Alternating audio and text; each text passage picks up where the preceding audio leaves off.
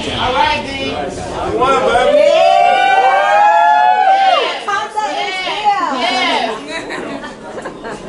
Oh, you taking a fight? Good fight. I know you're eating. My bad. Paulie, talk to me about that, man. Incredible. You weathered the storm. Does that show that championship fortitude? Character. He got balls. He's got balls. Paulie, good thing there was an experienced ref there. Are you trying to say he's not a pussy like McGregor? That makes a big difference to have a good ref in the fight. So Christian, you try to get your camera done? We could ref, we would have stopped it. And we wouldn't be here right now talking. Yeah, of course. A good referee gave Ortiz all the chances, gave Wilder all the chances, and they both got to show. They both showed a lot of character. I thought personally Deontay would lose the fight. Oh, sorry. I got it, bro. You good. But he showed character. I was honestly thinking he ran out of ideas too. But over the course of the fight, I was saying he's got to start holding his ground on the counters. He's got to give Ortiz a reason to doubt himself coming forward, because every time Ortiz came forward with some kind of offense, Deontay gave up too much ground. Standing his ground, you mean? And if you give up all your ground, you can't really counter, or you can't land a significant counter. And I felt like Deontay needed to land a significant counter in order to make Ortiz feel like, oh man, all right, I can't just throw anything at this guy, you know?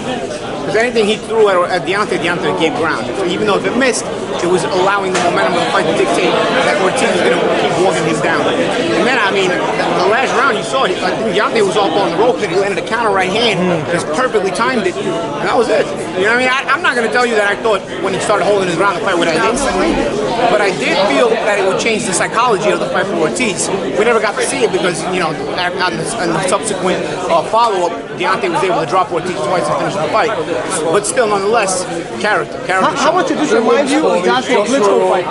How much did it remind you of Joshua Klitschko? Yeah, it showed. Come on, Paulie, give the Brits an answer. Who wins, Joshua or Wilder? Come on. I know the Brits want me to tell. I know the Brits want me to say Joshua wins. Here's why Joshua doesn't win, though. I'll tell you why. I'll give you reasons why both guys win. Reason one why Joshua does win: positioning. Deontay gives up a lot of positioning.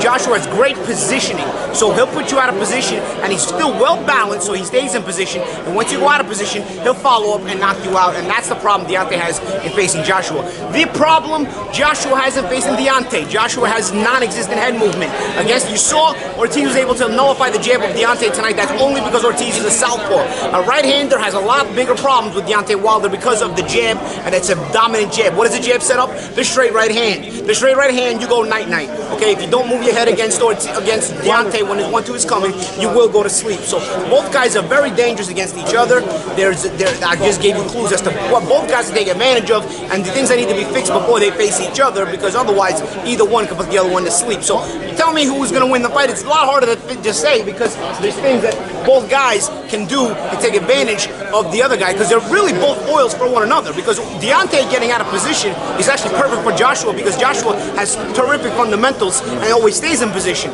Joshua having no head movement is a perfect foil for Deontay's jab and right hand. So it's a shootout, yeah? It's a shootout, and it may not even last that long. Thank you very much, Paul. Well, you call it 50-50. Right now, Joshua's getting 65%, Parker's getting 35%. If Joshua was to win, talk about splits. You understand the business of boxing just about more than anybody. Joshua sells more, and Joshua will. If Joshua's able to beat Parker, let's not sleep on Parker. Parker's a good fighter. Of course. If Parker, but if say everybody's right, and Joshua beats Parker, he owns bringing 3 of the 4 World Heavyweight Championship belts. Plus he sells more. I'd say okay. I'd say systematically from that way, okay, you probably have to understand that Joshua probably takes the lion's share of the money, but. You know, with a rematch clause and all that other stuff, you know, you could probably, if Deontay's able to win the first fight, you know, that all switches around. Parker's getting 35%. You think Deontay gets 40, 45? The number's between 35 and 50, right? Yeah. Cut. Yeah, I mean, I don't know. That's them. That's up to them to negotiate. Okay. You know, Gotcha. But you know, there's going to be a give and take talking. Because Shelly Finkel and Eddie Hearn, those are 2 negotiators in Al Haven. But you have to understand, Josh is selling the lion's share. What if Joshua? They have to get Wilder more notoriety. You know what I'm saying? I think a win like this tonight makes Wilder very sellable in the U.S. You know, show character. This was in an exciting fight. Made the fight fun. Paulie, what turned it around for Deontay? Did he make an adjustment, or was he just The adjustment was the counter right hand. The counter right, holding his ground on that counter right hand. On the replay when we showed at Showtime, we actually showed the follow-up where he knocked down Ortiz the first time in the 10th round. But prior to that, prior to Deontay throwing that flurry and drop Ortiz for the first knockdown of the 10th round, he had landed a sharp counter right hand off the ropes that had hurt Ortiz. Because Deontay wasn't getting that brave throwing offense because Ortiz was very reactive to the counters. So Deontay was almost second guessing any offense he threw.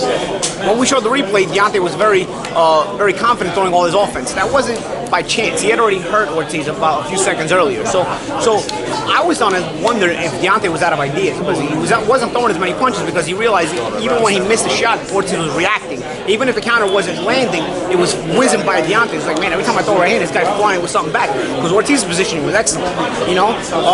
But of course, when Deontay adjusted that defensive positioning, that power came into play. What happens if Anthony Joshua loses to Joseph Parker? I mean, it's... Can happen? Yeah, you have a rematch. I mean, I thought Deontay was on his way to losing tonight. You know, he showed a lot tonight. You know, so you know, would the heavyweight division have ended if Deontay lost tonight? No. I mean, you know, you adjust and you move on and continue to make great fights. You know? Was that a better fight? Do you think that Deontay can make those adjustments that you talked about earlier?